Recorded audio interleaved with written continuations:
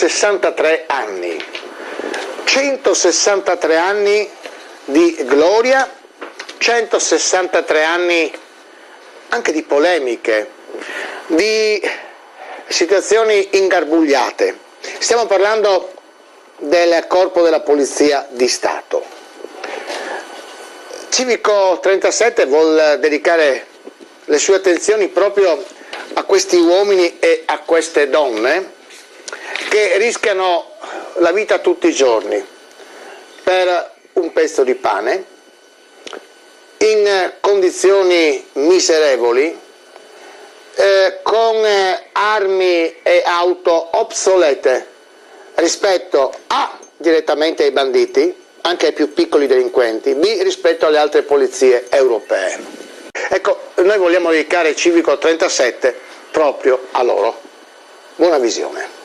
163 anni sono tanti e a me piace pensare a 163 anni di lavoro, 163 anni di fatica, 163 anni di risultati, sempre e comunque presenti. Il motto di quest'anno è esserci sempre.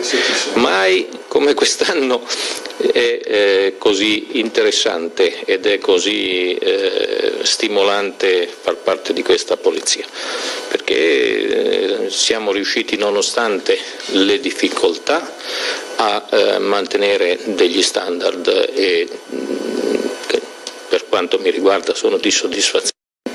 Siamo sereni di aver fatto il nostro lavoro in maniera più che egregia.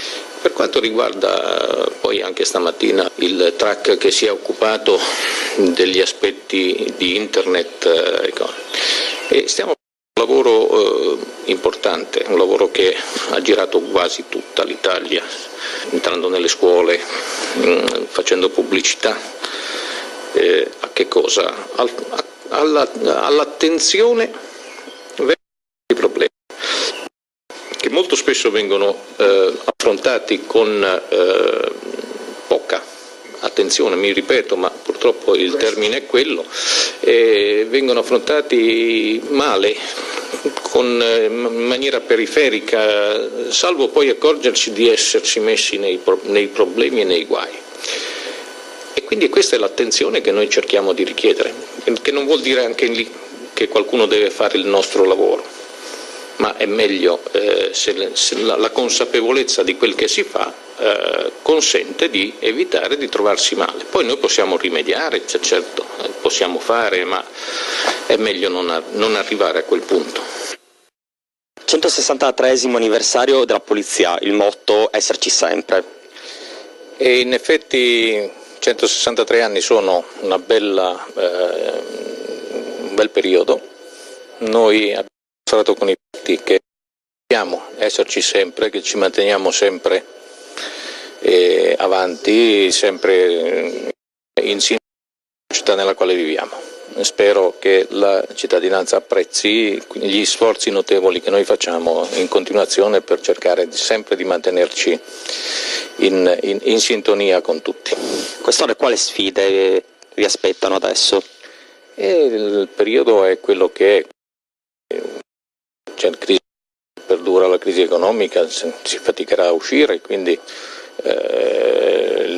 l'immigrazione, i nemici sono gli stessi, sono quelli di sempre e noi non abbiamo timore di affrontarli e quindi cerchiamo di fare il meglio possibile. Una battuta sul decreto di espulsione di ieri. Diciamo che non c'è stato nessun intervento della prefettura di Pordenone, perché il decreto di espulsione è stato firmato dal ministro dell'Interno, quindi è stata un'operazione che ha coinvolto parzialmente le forze di polizia e la prefettura di Pordenone. Tutto fa parte di un'indagine ovviamente veneta, che sono stati degli esecutori efficaci ed efficienti del provvedimento ministeriale. Dottore, presenza di clandestini, cosa dovremmo ancora aspettarci a Pordenone? Diciamo che l'emergenza c'è e permane ormai dal 2014, credo dovremmo eventualmente aspettarci ulteriori arrivi nella nostra provincia. Ovviamente tutto questo dipenderà dagli arrivi, dagli sbarchi via mare, e non solo nella nostra regione, ma anche da tutti i richiedenti asilo che provengono via terra, cioè dai confini terrestri, e che interessano, anche se solo parzialmente, anche questa provincia. Dottoressa, riusciamo a sopportare tutto questo carico? Dall'inizio dell'anno sono arrivati più di 300 clandestini, se ne arriveranno altri saremo al collasso. Diciamo che sono arrivati richiedenti asilo e io non parlerei di collasso al momento, perché ce la stiamo facendo con le forze a disposizione, sia dal punto di vista di uomini, cioè la cooperativa e le associazioni di volontariato che ci danno una mano, gli enti locali, i sindaci e così via, e anche con le strutture che sono state reperite nel territorio. Quindi al momento io vorrei essere positiva, propositiva anche. Quindi lei smentisce che stiamo diventando un po' la Lampedusa del Nord? Oddio sì, vorrei smentirlo, anche perché chi ha visto Lampedusa avrebbe altre idee. Conosciamo due agenti che si sono resi protagonisti appena 2 anni fa in un'operazione di salvataggio. Li conosciamo subito e ci raccontate anche la missione che avete portato a termine, per la quale siete stati oggi premiati. Lanfranco Pighin, assistente capo della Polizia di Stato. Assistente capo De Franceschi Andrea. Ecco, raccontateci questa mission che avete portato a termine. Sì, eravamo a fare un giro in montagna, siamo andati alla Casera Palantina, che è una località in provincia di Belluno, vicino Tambre, dietro Piancavallo, qui dietro, praticamente abbastanza vicina rispetto a Pordenone qui, no? Il 31 dicembre. Il 31 dicembre del 2013 proprio. Eravamo in compagnia anche di mio figlio e di praticamente era innevato il terreno, ghiacciato anche, e quindi è abbastanza anche pericoloso camminarci. E la faccio un po' breve, perché in pratica abbiamo trovato un ragazzo, insomma un signore di 45 anni che si è avvicinato a noi nei pressi di questa casera e che aveva con sé dei cani, aveva 3 cani. Abbiamo fatto 2 chiacchiere, poi lui si è allontanato, ha detto continuo la passeggiata, diciamo, e ci eravamo detti stiamo attenti perché è un po' ghiacciato, quindi di non mettere occhio dove si mettono i piedi. E dopo 5 minuti si era allontanato in una direzione di un pendio un po' impervio, e l'abbiamo sentito gridare e l'abbiamo visto scivolare giù su questo pendio, e niente, poi ci siamo prodigati a andare dove è caduto lui, e quindi insomma era un posto abbastanza pericoloso, E non avete avuto paura? Vabbè, insomma, però sono cose che si fanno queste qui, se ti vengono da dentro, non è che lasci lì uno, bisogna cercare, insomma, siamo andati a vedere se riuscivamo ad andare dove era finito, e ci siamo riusciti, e niente, lui lì era sofferente, poi abbiamo scoperto dopo, insomma, che ha avuto una brutta frattura alla tibia e al perone. Nel frattempo col collega abbiamo chiamato, anzi ci siamo un po' allontanati da lì perché non prendeva neanche il telefonino in quella zona, quindi per chiamare i soccorsi dopo un po' è arrivato l'elicottero con il soccorso alpino, e niente, l'hanno cagnolini anche. Sì, l'hanno portato via, e noi abbiamo recuperato i 3 cagnolini, li abbiamo portati giù a valle e abbiamo consegnato tutto ai suoi parenti, che nel frattempo erano stati avvisati ed erano venuti dove avevano lasciato la macchina, vicino a Tambre. E poi successivamente ci siamo sentiti con questo ragazzo che si chiama Fabio, che lo saluto. E gli facciamo gli auguri di pronta guarigione. Gli facciamo anche gli auguri di pronta guarigione, perché nonostante 2 anni trascorsi è ancora sofferente, purtroppo. Per questa ferita, che ha avuto un intervento ancora 15 giorni fa, che doveva essere qui con noi oggi, anche lui, però non è potuto venire proprio perché ha ancora problemi di deambulazione, insomma, e speriamo che... Ecco, senza il vostro intervento forse non ce l'avrebbe fatta.